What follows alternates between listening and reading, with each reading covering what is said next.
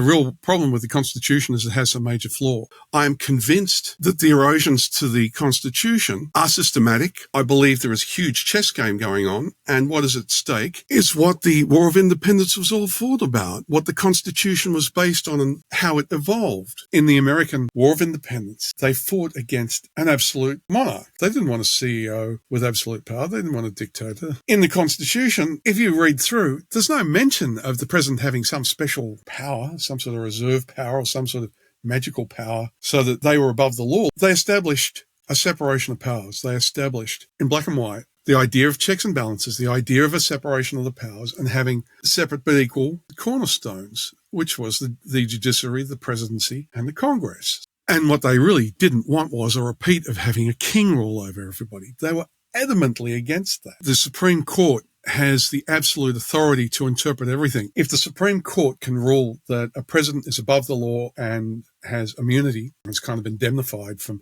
official acts, I think that's part of the flaw of the US Constitution. And the major flaw is they hadn't really thought about bad actors. Let's just take 3 steps back and think about the context of what is the Constitution, where did it come from, and what's behind it. American Revolutionary War, the War of Independence, 1776. People see these pictures and they hear the history, but a lot of people don't realize these were desperate times, and these were humans in a flowing part of history, just like we're in now. If you can stand up and do just a little bit, every person counts, everybody.